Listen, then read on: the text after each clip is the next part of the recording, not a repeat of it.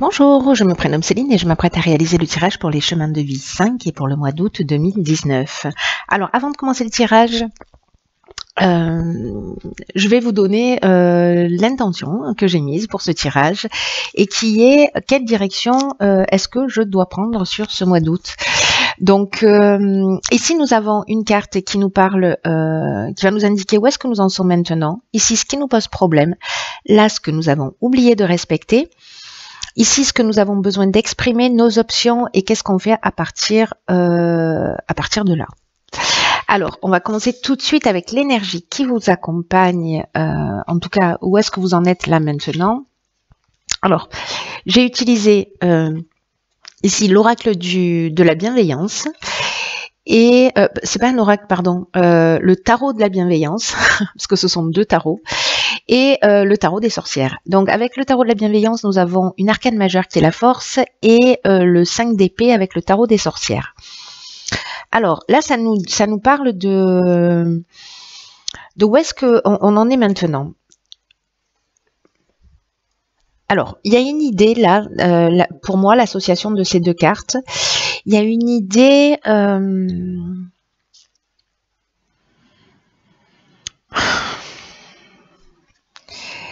d'avoir à prendre le contrôle de sa vie, parce que c'est ce que nous dit en fait un peu cette carte de la force.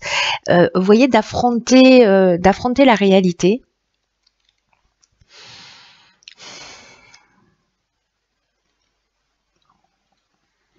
Parce que le 5 d'épée, je ne sais pas si vous vous rappelez dans le tarot traditionnel, en fait, ça se voit pas du tout là-dessus, mais il y a une idée, c'est quelqu'un en fait qui tient 3 épées. Il y a une idée on a l'impression en fait qu'il y a un combat qui a été mené et puis que voilà, il y a quelqu'un qui est victorieux, il y a deux personnes qui tournent le dos, qui partent. Et qui ont perdu. Donc il y a une idée comme ça d'accepter ces limitations entre les défaites et la victoire et que c'est les deux faces d'une même pièce d'une certaine manière. Alors il y a une idée peut-être aussi de faire face à une forme d'hostilité. Peut-être que c'est le cas dans votre vie. Peut-être qu'il y a un conflit, c'est ce que vous êtes en train de vivre. Peut-être qu'il y a une idée de pouvoir, justement, de prise de pouvoir, donc soit sur vous, soit c'est vous qui prenez le pouvoir sur quelqu'un d'autre. Mais il y a une espèce de déséquilibre lié à ça.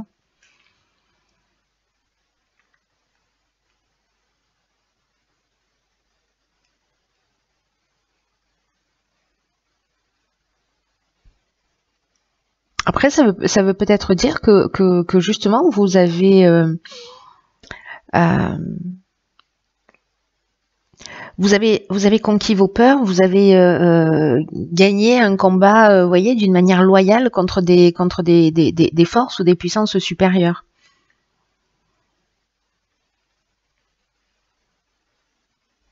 Donc là, ça dépend un peu de vous, mais il y a ces deux options qui sont possibles. Alors, on va voir ce qui vous bloque.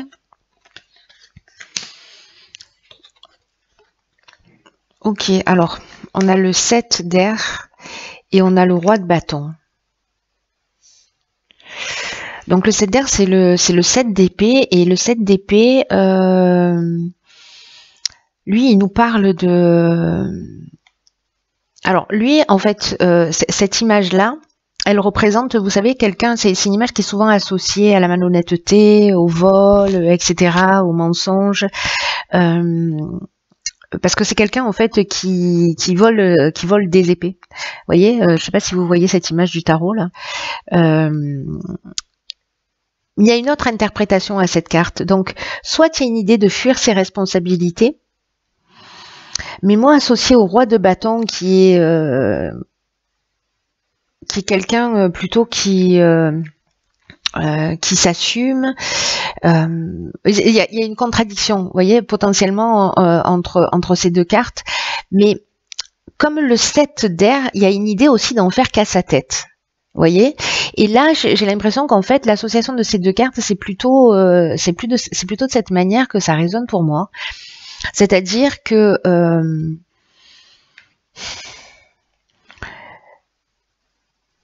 là il y a de la maîtrise. Alors soit certains d'entre vous sont des pros de la manipulation, c'est possible aussi, voilà. soit il y a une idée d'une figure d'autorité, soit c'est vous qui êtes comme ça, qui peut-être être autoritaire. Dans tous les cas, vous n'en faites qu'à votre tête. Et puis parce qu'il y a une notion aussi là avec le 7 d'air, on agit seul. On agit seul, on agit caché. Il y a encore cette idée de pas assumer ses responsabilités potentiellement. Mais il y a aussi une autre option possible, c'est d'affirmer cette différence, d'être très original, de pas rentrer dans les cases, etc. Et comme il a un côté un peu théâtral aussi, ce roi de bâton, il a un côté théâtral, charismatique. Il aime se retrouver au centre de la scène, voilà, c'est le feu, hein. Donc c'est pas quelqu'un de modeste. Donc en fait c'est possible qu'il y ait ces deux énergies-là. Alors soit il y en a une qui est présente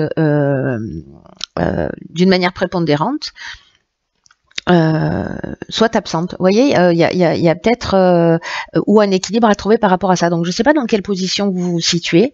Est-ce que c'est vous qui justement avez quelque chose à cacher et qui avez de la difficulté à assumer vos responsabilités, ou c'est quelqu'un qui a du pouvoir sur vous?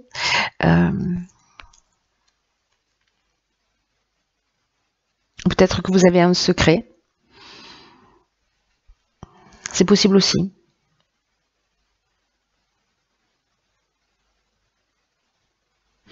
Il y a une idée quand même là de pouvoir, hein, de pouvoir que les autres ont sur soi et de pouvoir qu'on a sur les autres. Et c'est une carte enfin ces associations de cartes nous disent qu'en fait ce rapport au pouvoir, le fait d'assumer, voilà, parce que le pouvoir c'est reprendre le pouvoir aussi, hein, la force c'est ça, hein, c'est-à-dire qu'on est dans la maîtrise de son existence. Waouh, on est dans la maîtrise de son existence et c'est nous qui avons le pouvoir. On a le pouvoir sur nos peurs, on a le pouvoir d'action, on a, voilà.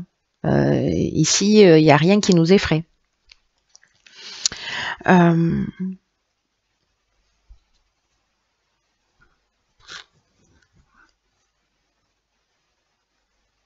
Donc, soit c'est quelqu'un qui a le pouvoir sur vous et qui vous bloque dans votre existence parce que justement vous prenez pas votre place et là on vous demande en fait de trouver votre propre pouvoir. Soit c'est vous qui, quoi qu'il en soit, vous n'en faites qu'à votre tête, vous avancez sur votre chemin sans tenir compte des autres.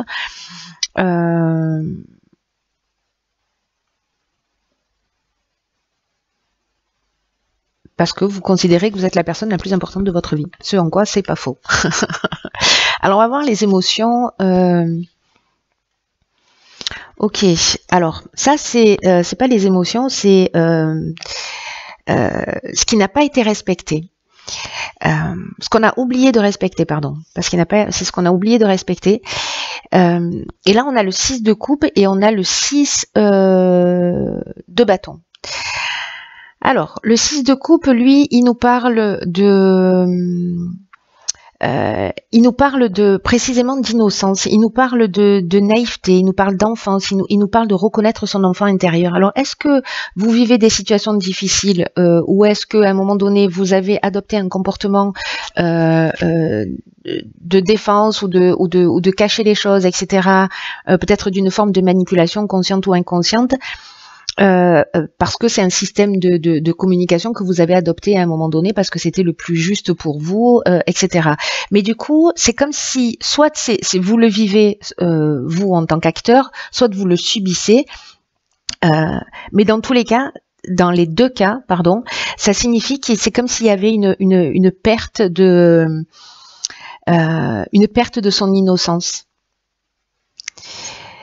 C'est comme si on s'était déconnecté un peu de son enfant intérieur, ou alors peut-être parce qu'il y a une forme de nostalgie aussi dans cette carte, vous voyez, parce que c'est lié à l'enfance, c'est lié aux souvenirs.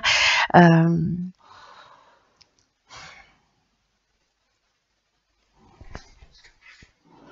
6 de bâton, quant à lui, c'est quelque chose qui nous parle de victoire dans le sens le plus pur du terme. Donc ça, c'est dans son énergie positive. Il y a une idée de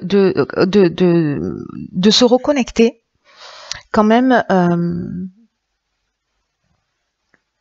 soit d'avoir une forme d'humilité et de voilà et de se reconnecter à cet enfant intérieur, à cette, je sais pas, cette, vous voyez, cette naïveté, cette légèreté, voilà, cet engouement, cette joie de vivre. Peut-être que vous êtes un peu déconnecté de ça. Et de reprendre en fait, de regagner ça, de regagner ce côté enfantin. L'idée c'est pas de devenir naïf, l'idée c'est de se dire ok, où est-ce qu'est passée ma joie de vivre. Voilà, est-ce que les comportements que j'adopte aujourd'hui ou les comportements que je subis, est-ce qu'ils me permettent d'avancer, de m'élever, de grandir, voilà. Alors il y a peut-être une notion aussi ici avec la force et le 5 d'épée.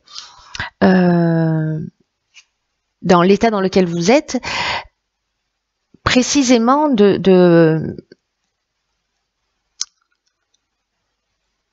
travailler à ça, de travailler à regagner cette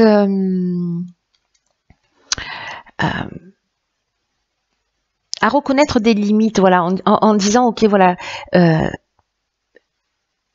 perds ou je gagne là, qu'est-ce que je fais?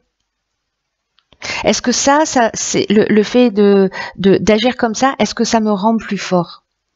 Mais moi je pense que si vous avez subi des situations, dans tous les cas c'est peut-être parce que vous aviez besoin de vous sentir fort. Souvent c'est comme ça, c'est qu'on adopte des comportements parce qu'on a besoin de se sentir fort, parce qu'au fond on se sent fragile, donc soit ça se manifeste physiquement, parce qu'on va mettre de la distance. Voilà, si on prend du poids par exemple, on va mettre de la distance entre nous et les autres parce que peut-être on se sent fragile à l'intérieur et que du coup il peut y avoir une idée comme ça symboliquement aussi, vous voyez, du coup on veut montrer qu'on est fort, voilà, et ça passe par là. Et là aussi il y a peut-être des comportements aussi qui sont des comportements de défense,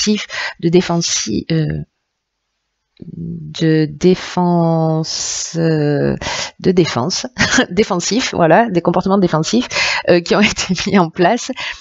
Mais là, en fait, on vous demande de regagner, en fait, de vous reconnecter à votre enfant intérieur. Alors, dans ce qui a besoin d'être exprimé, ok. Alors, le 5 de terre, c'est-à-dire le 5 de denier, lui, nous parle clairement de manque, potentiellement d'être maintenu dans un rôle de victime, c'est possible aussi.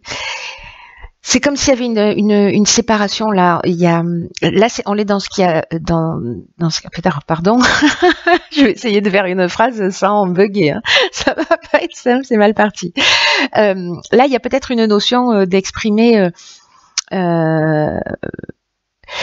Soit un sentiment de solitude, soit un sentiment d'exclusion. Peut-être qu'il y en a certains d'entre vous qui se sentent comme ça.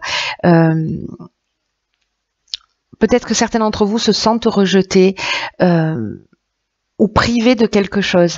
Et là, il y a une idée peut-être aussi d'avoir négligé ses besoins. Ou un sentiment, vous voyez, de manque dans sa vie, de déséquilibre. Et avec le 2 d'épée, soit c'est l'idée de on laisse pas, on est dans le déni, on ne voit pas tout ça parce que c'est pas très confortable et du coup on a un peu ces sentiments qui sont bloqués, c'est-à-dire peut-être ça, ces sentiments de se reconnecter dans cette forme d'introspection à son enfant intérieur, de revenir à l'origine des choses. Et donc du coup on ne voit pas les choses clairement parce que là elle a un bandeau sur les yeux, donc peut-être qu'elle, je sais pas, peut-être certains d'entre vous, vous êtes au fond, vous êtes malheureux et vous êtes quelqu'un qui est toujours souriant. Vous voyez, il y a peut-être une idée aussi comme ça qui est au fond, il y a une forme de déni ou de renier ses sentiments. Il y a peut-être une idée aussi d'être un peu sur la défensive ou de bloquer les autres. Voilà, de mettre une barrière pour pas qu'ils s'approchent de vous. Ou peut-être il y a une idée aussi de refuser de faire un choix. Mais là, comme on est dans ce qu'on doit exprimer, il y a vraiment, à mon avis, prendre conscience et exprimer vos manques, vos besoins. Si vous êtes dans une situation, en fait, ce qui dysfonctionne, ce qui ne va pas, ce qui n'est pas en équilibre pour vous, que ce soit vous à titre individuel en termes d'introspection ou par rapport à une situation, qu'elle soit dans le domaine professionnel, sentimental, familial, peu importe, c'est comme si vous aviez un manque. quelque chose de profond, quelque chose qui ne vous permet pas d'être dans de la joie ou dans une forme de complétude. En tout cas, j'ai l'impression que vous aspirez à autre chose et que du coup, c'est un peu comme si vous voyez pas d'issue. Vous voyez, ça, j'ai un peu ce sentiment-là, qu'on voit pas d'issue à la solution. Peut-être qu'il y a une idée vous voyez, de pas, ça se fait pas de se plaindre.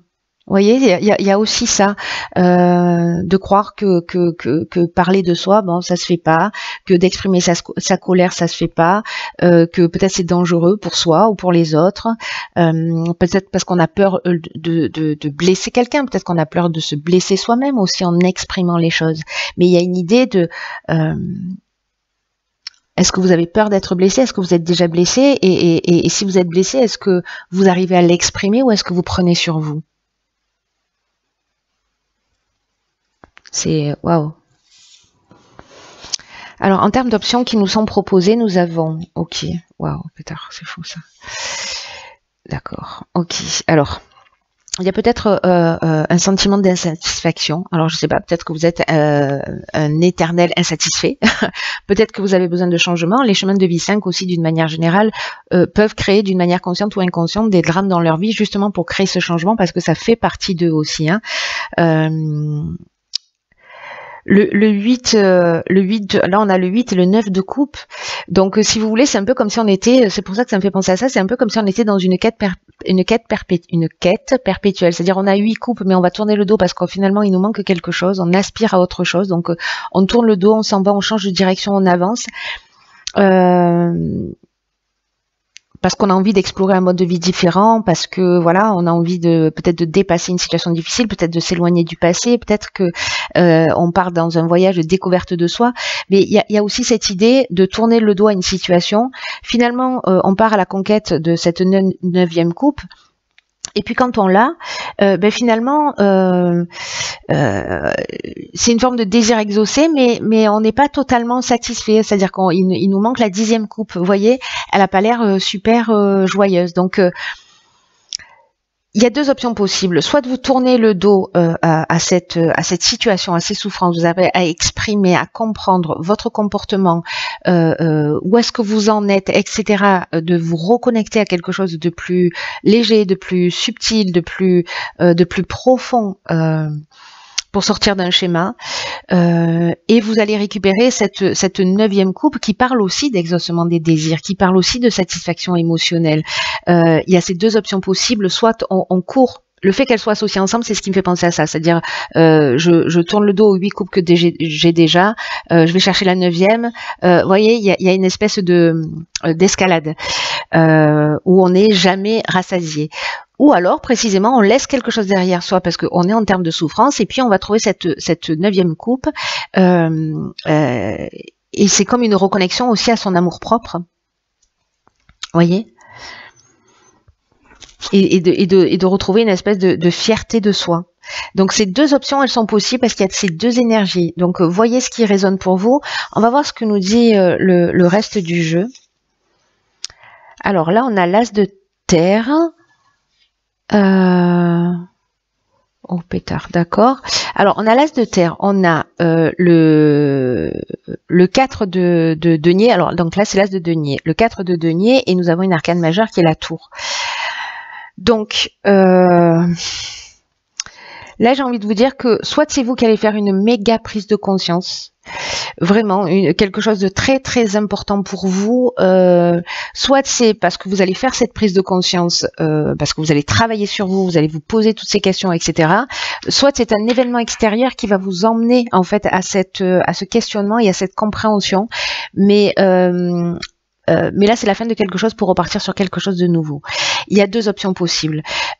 L'as de denier, on est dans une idée de récompense pour l'effort qu'on a fait, pour l'accomplissement, parce que on va obtenir des résultats tangibles par rapport en fait à ce à quoi on s'est engagé, c'est-à-dire dans cette quête et dans cette compréhension, et puis on recommence, c'est-à-dire qu'on laisse ces 8 coupes, on s'en va et on recommence. Soit on a ces 9 coupes et voilà, soit on s'en contente, on est dans une forme de compromis, mais il nous manque quand même quelque chose. Mais là, on décide de recommencer. Voilà. On tourne une page là. Avec l'as de denier, on tourne une page. C'est comme si on pouvait semer des graines, être plus en conformité avec ses valeurs, parce que c'est ce dont ça nous parle. Après, le 4 de denier, qui pour moi est l'autre option, c'est-à-dire que précisément, on ne change pas d'avis, on reste dans la situation dans laquelle on est parce qu'on y trouve un bénéfice. Même si on est dans une position de victime, finalement, on trouve un avantage à vivre cette situation. Donc là, on change pas d'avis, on a un point de vue limité. Peut-être qu'on contrôle les autres aussi par l'argent, mais peut-être qu'il y a une idée aussi de s'opposer au changement. Parce que, rappelez-vous, dès le départ, je vous ai dit, on peut être aussi dans le côté manipulateur, dans le côté je prends le pouvoir. Donc là, il y a une idée de soit de fuir un pouvoir qu'on prend sur vous, soit vous de prendre conscience du pouvoir que vous avez sur les autres et pourquoi vous le faites. Et je crois qu'en fait, sur ce mois d'août, il y a cette incroyable prise de conscience qui va se proposer à vous. Vous allez voir ce que vous allez en faire. C'est à vous de décider dans tous les cas. C'est à vous de donner le cap et de ce que vous êtes prêt à voir aujourd'hui ou à entendre si ce tirage résonne pour vous. Peut-être qu'il va résonner que pour une seule personne et vous n'allez pas du tout vous sentir concerné.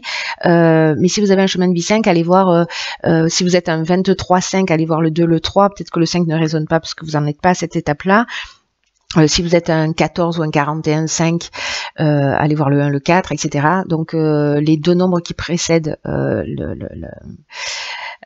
votre chemin de vie final, ce sont des étapes sur votre chemin de vie. Donc allez jeter un coup d'œil pour savoir ce qui se passe sur ces autres chemins. Il y a quand même une prise de conscience qui potentiellement peut vous faire faire un bond en avant. Et moi j'ai l'impression que soit j'ai l'impression que dans tous les cas vous allez être obligé d'avancer, mais soit vous résistez, soit c'est vous qui vous résistez au changement, soit c'est vous qui mettez qui créez ce changement au choix. Mais bon, les 5, vous aimez bien le changement aussi, hein. Donc là, il y a cette prise de conscience, et encore une fois, soit c'est vous le faites en conscience, soit ce sont des événements extérieurs qui vont vous dire, bon, voilà, il est temps de passer à autre chose. Là, voilà, il y a un projecteur, je crois qu'il va illuminer une partie de qui vous êtes, ou illuminer une partie de votre vie qui n'est pas réellement en conformité, quoi que ça puisse provoquer, parce que la tour, ça peut provoquer des choses aussi un petit peu, comment dire, voilà, des genres de choc, hein, d'une certaine manière. Sachez toujours que c'est pour votre évolution. Donc c'est la manière dont vous allez voir les situations qui va faire la différence, hein. C'est pas la situation en elle-même, hein. C'est la manière dont on va décider de les regarder comme